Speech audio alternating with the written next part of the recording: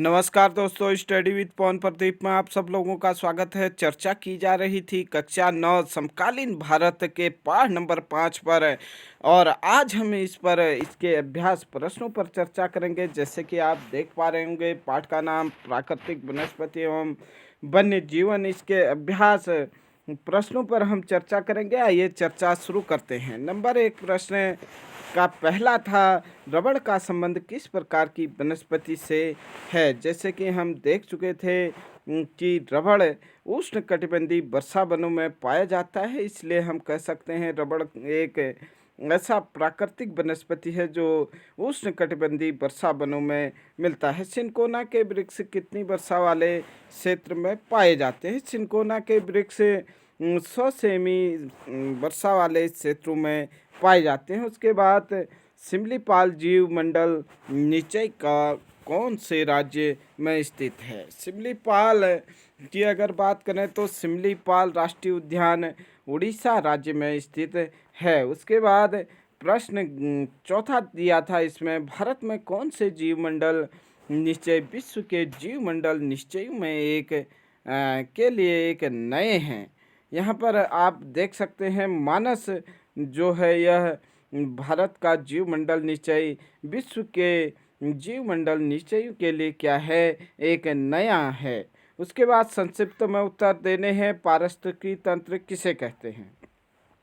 किसी भी क्षेत्र के पादप तथा प्राणी आपस में तथा अपने भौतिक पर्यावरण से अंतर संबंधित होते हैं, एक पारिस्थितिकी तंत्र का निर्माण करते हैं। पारिस्थितिकी तंत्र भौतिक पर्यावरण तथा इसमें निवास करने वाले जीव जंतुओं की पारस्परिक निर्भरता का तंत्र है। मनुष्य भी इस पारिस्थितिक तंत्र का अविच्छिन्न भाग है।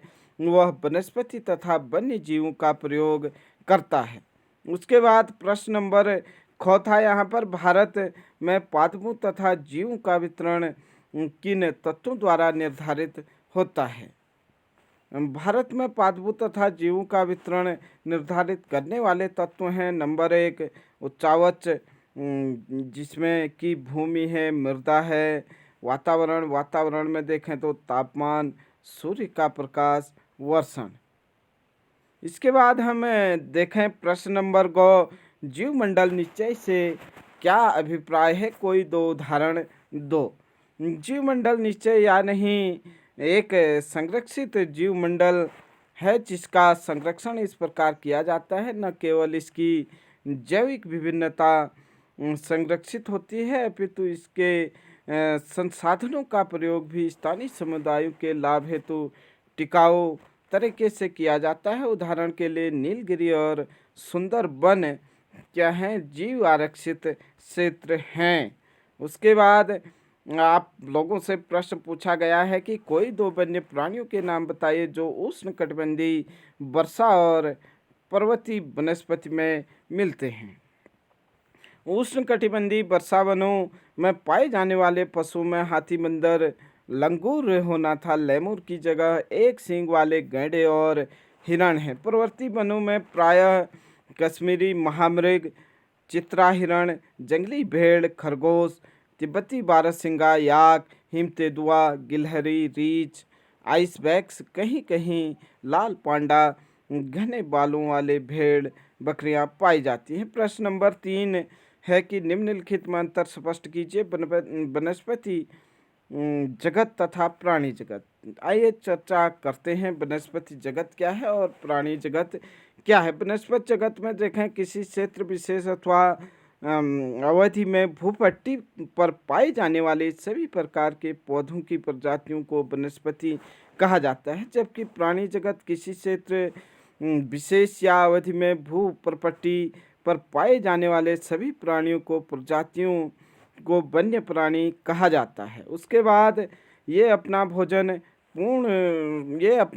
वनस्पति क्या करते हैं, ये अपना भोजन सूर्य के प्रकाश में बनाते हैं, जबकि प्राणी जगत ये अपना भोजन स्वयं नहीं बना सकते अपितु वनस्पति जगत पर निर्भर होते हैं। उसके बाद सदाबहार और पर्णपाती वनों में अंतर करना था। आप यहाँ पर देख पा रहे होंगे सदाबहार वन और पर्णपाती वन। सदाबहार वन ये उन क्षेत्रों में पाए जाते हैं जहाँ वार्षिक वर्षा 200 सेमी या इससे अधिक होती है। पर्णपाती वन ये वन वहाँ पाए जाते हैं जहाँ वार्षिक वर्षा 70 सेमी से 200 सेमी के बीच होती है।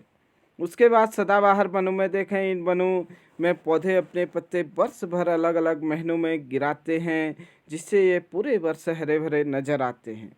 जबकि पर्णपाती वनों को देखें, इन वनों में पौधे अपने पत्ते शुष्क गर्मी के मौसम में 6 से 8 सप्ताह के लिए गिरा देते हैं। उसके बाद सदाबहार वनों में देखें, इन वनों में प्रायः पाए जाने वाले पशुओं में हाथी, बंदर, लैमूर यानी लंगूर, एक सींग वाले गैंडे और हिरण हैं। जबकि पर्णपाती वनों में देखें, इन वनों में प्रायः पाए जाने वाले पशु में शेर है, बाघ है, ये प्रमुख रूप से पाए जाते हैं। और सदाबहार वनों में देखें तो इन पशुओं के अतिरिक्त इन वनों में बहुत से पक्षी, चमगादड़, बिच्छू एवं घोंघे आदि पाए जाते हैं। जबकि इन पर्णपाती वनों में इनमें पशुओं के अतिरिक्त वनों में बहुत सारे पक्षी, छिपकली, सांप, कछुए आदि पाए जाते हैं। सदाबहार वनों में ये वन पश्चिमी घाट की ढलानों में कहाँ कहाँ ये पाए जाते हैं? लक्षद्वीप, अंडमान निकोबार, असम के ऊपरी भागों में, तमिलनाडु के तट पर और पश्चिम बंगाल, उड़ीसा एवं भारत के उत्तर पूर्वी राज्यों में पाए जाते हैं।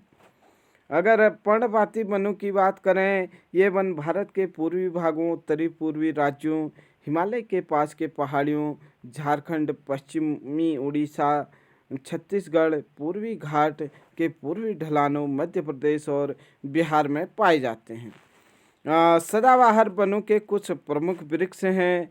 आबनूस है, महगौनी है, रोजवुड है, लौह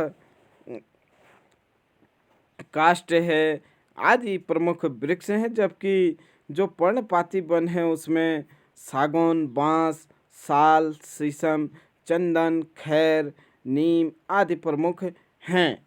आइए प्रश्न नंबर 4 में देखें कि भारत के विभिन्न क्षेत्रों में पाए जाने वाले वनस्पति नाम बताइए और अधिक ऊंचाई पर जाने पर पाई जाने वाली वनस्पति का ब्यौरा दीजिए। भारत में पाए जाने वाले विभिन्न प्रकार की वनस्पतियाँ इस प्रकार हैं। नंबर 1 उष्ण कटिबंधीय वर्षावन, नंबर 2 उष्ण कटिबंधीय पर्णपाती वन, इसको हम 2 भागों में देख सकते हैं, आर्द्र एवं शुष्क। और उष्ण कटिबंधीय कटीले तथा झाड़ियाँ, पर्वतीय वन और मैंग्रोव वन, ये भारत में पाए जाते हैं। उच्च प्रदेशों की वनस्पति की अगर बात करें तो यहाँ पर पर्वतीय क्षेत्रों में तापमान की कमी तथा ऊंचाई के साथ साथ प्राकृतिक वनस्पति में भी अंतर दिखाई देता है। वनस्पति में जिस प्रकार का अंतर हम उष्ण कटिबंधीय प्रदेशों से टुंड्रा की ओर देखते हैं, उसी प्रकार का अंतर पर्वतीय भागों में ऊंचाई के साथ साथ देखने को मिलता है। नंबर 2 चीज़, यहाँ पर 1000 मीटर से 2000 मीटर तक की ऊंचाई वाले क्षेत्रों में आर्द्र शीतोष्ण कटिबंधीय वन पाए जाते हैं। इसमें चौड़ी पत्ते वाले जैसे ओक, चेस्टनट जैसे वृक्ष की प्रधानता होती है। 1500 से 3000 की मीटर की ऊंचाई में शंकुधारी वृक्ष जैसे चीड़, देवदार, सिल्वर फर, स्प्रूस, सीडर आदि वृक्ष पाए जाते हैं। नंबर 4 ये वन प्रायः हिमालय के दक्षिणी ढलानों, दक्षिण और उत्तर पूर्वी भारत में अधिक ऊंचाई वाले भागों में पाए जाते हैं। नंबर 5 अधिक ऊंचाई पर प्रायः शीतोष्ण कटिबंधीय घास के मैदान पाए जाते हैं। प्रायः 3600 मीटर से अधिक ऊंचाई पर शीतोष्ण कटिबंधीय वनों तथा घास के मैदानों का स्थान अल्पाइन वनस्पति ले लेती है। सिल्वर फर, जूनिपर, पाइन व वर्च इन वनों के मुख्य वृक्ष हैं। प्रश्न नंबर 5 भारत में बहुत संख्या में जीव और पादप प्रजातियां संकटग्रस्त हैं, उदाहरण सहित कारण दीजिए। मनुष्य के लालच के कारण जीव तथा पादपों के अधिक दोहन हो रहा है, जिससे कि मनुष्य पेड़ों को काटकर तथा पशुओं को मारकर पारिस्थितिक तंत्र में क्या कर रहा है, असंतुलन पैदा कर रहा है। इसके कारण बहुत से जीव और पादप प्रजातियां संकटग्रस्त हो रही हैं। इसके बाद देखें प्रश्न नंबर 6 कि भारत वनस्पति जगत तथा प्राणी जगत की धरोहर में क्यों धनी है। भारत में पृथ्वी की लगभग सभी भौतिक विशेषताएं मौजूद है, जैसे पर्वत, पठार, मैदान, मरुस्थल, पठार एवं द्वीप यहाँ पर पाए जाते हैं। ये पांचों कारक भारत की वनस्पति जगत, प्राणी जगत की वृद्धि एवं विकास के लिए एवं जैविक विविधता के लिए अनुकूल है। हमारे देश भारत में भारत के मुख्य 12 जैव विविधता वाले देशों में से एक है। लगभग